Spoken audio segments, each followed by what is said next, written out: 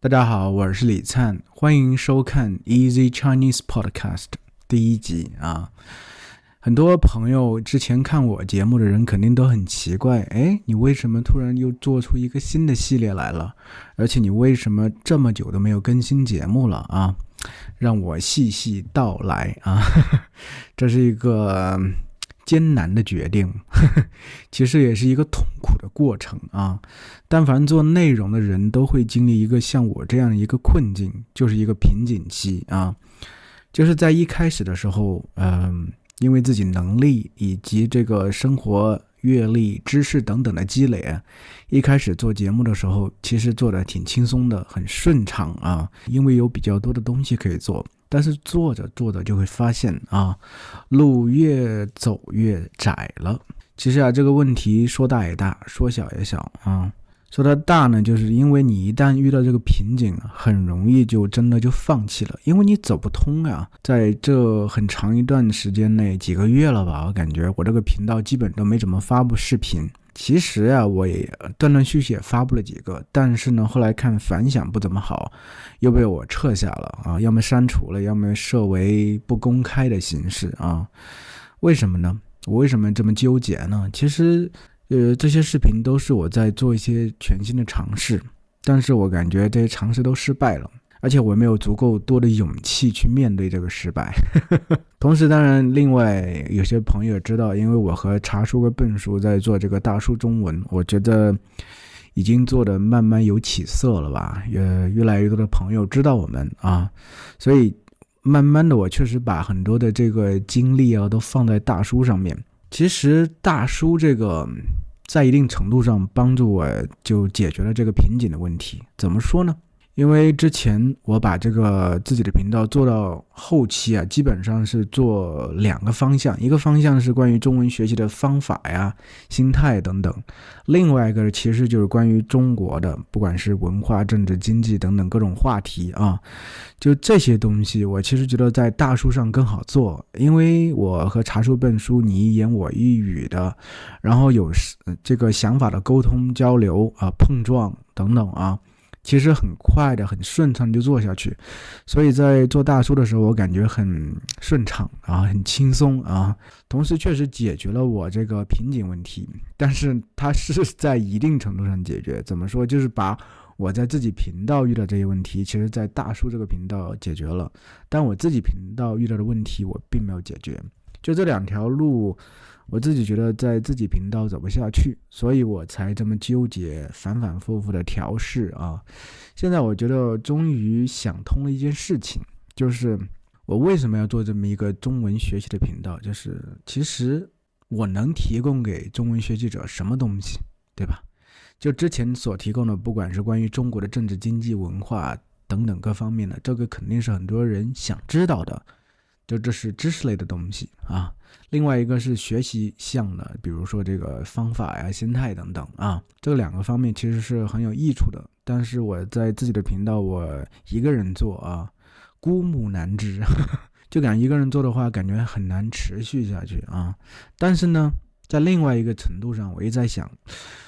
不是所有的语言学习者都是需要或者想要这个了解中国的政治、经济、文化以及学习的方法等等。语言学习者他也是作为一个人存在在这个世界上的。没错，其实这个就是我最近一个感悟，就是不管你说的是哪种语言，不管你来自哪个国家，不管你是什么性别，其实我们都是人，我们都是智人，所以我们每天面对的所有问题，喜怒哀乐困难、痛苦、忧愁、伤心等等，这所有东西都是相通的。这些东西是我们每天都会不断的面对的，而且我们每天面对很多事情，可能也会有很多的交集。甚至像我，比如说我结了婚生了孩子，我面对的很多问题，假如你也是在这么一个状态，你也能感同身受，你可能也会想了解我要说这些东西的话我应该怎么说，对不对？其实这个就是我现在新系列的一个方向，我会更多的去聊我自己，聊我作为人的自己，就是我所经受的，我所感受的，我所认识到的东西。其实你不管在世界的哪个角落，你同样也在感受、经受、认识这些东西。其实还有另外一点，就是这个频道之前更多内容是关于这个一个个的议题，对不对？一个个话题啊，我事先得想清楚，怎么说，条理要分明，对吧？把一个事情从头到尾说得很清楚，让你觉得还有道理啊。但我其实觉得我比较喜欢一个状态，就是在日常生活中的状态，就想说什么就说什么。这个其实就是我之所以这么喜欢大叔中文的这么一个原因，就是很轻松，想说什么就说什么。但这个其实也是我们平常说话的这么一个状态，对不对？我们所有人在日常生活中就是这样，想说什么就说什么，说了一半突然之间发现这句话断了，说不下去了，赶紧转换一个话题，而且说一个字儿可能突然之间卡壳了，这是很正常的。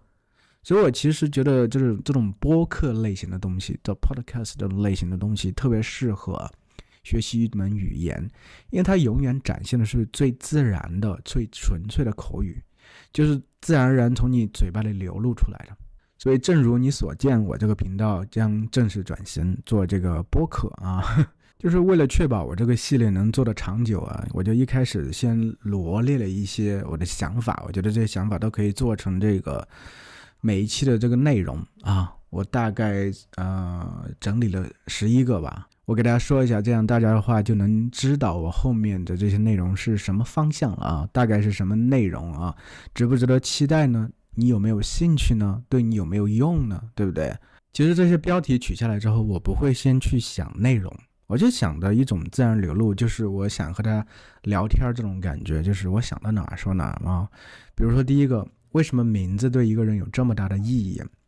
为什么有这么一个题目呢？就是当时看了《千与千寻》嘛，《千与千寻》里头这个千寻的名字被拿走了3个字儿，对不对？或也千寻最后只剩了下了这个千啊。其实这个关于名字的这个意义，我在很多别的地方也看到过啊，这不是特别新鲜，但我觉得这其实是我们人类所面临的一个共同的主题，因为每个人都有名字，那名字对你肯定是有特殊的意义的，对不对？不然的话，我们为什么要有名字呢？对不对？我突然想起《百年孤独》一开始的时候就说，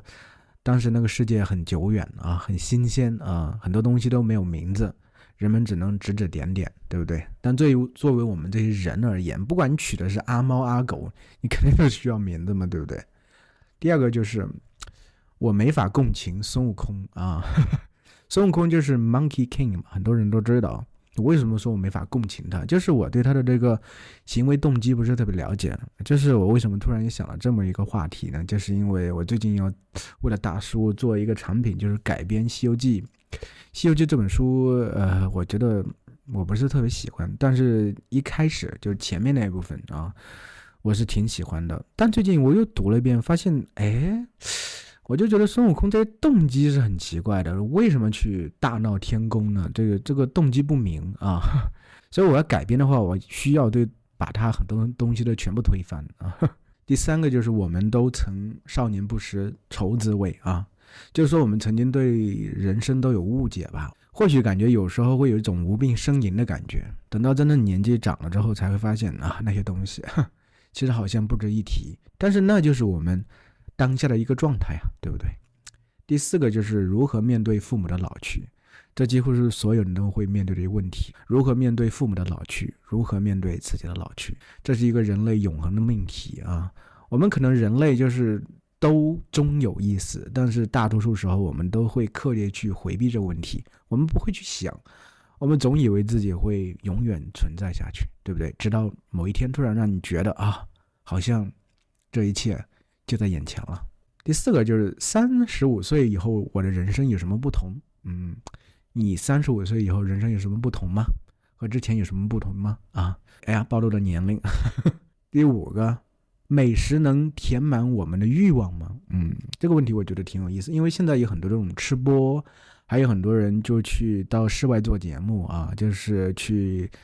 探店啊，吃各种美食啊，很多人就其实喜欢在家里去看他们吃，但是我就在想，这种美食真的能填满人的欲望吗？吃了美食，它就真的能让你很开心吗？这是一个很复杂的问题。下面一个，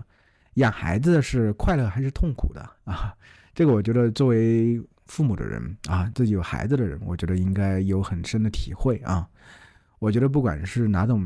答案，其实都没有错啊。第7个，夫妻之间最重要是什么啊？我突然发现，我就很多主题都会聚焦在这个家庭里头。我突然感觉自己像托尔斯泰似的哈。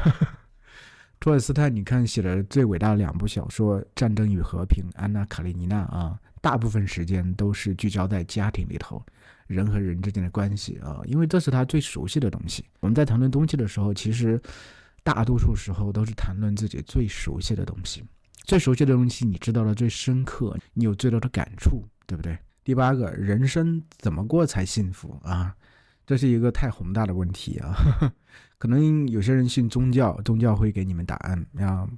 无神论者自然也会有自己的答案啊，每个人都有自己的答案。第9个，人为什么那么容易误解别人啊？其实这个问题我觉得挺有意思。我们总是会更多以自己的角度去思考问题啊，思考问题，然后去揣测别人是怎么一个人啊。这个其实也是我其实处在比如说夫妻关系里头一个很深的感悟吧。最近突然之间顿悟了，就是我和老婆在上周末的时候吵了架，就是吵了一天，然后第2天早上还没和好，我还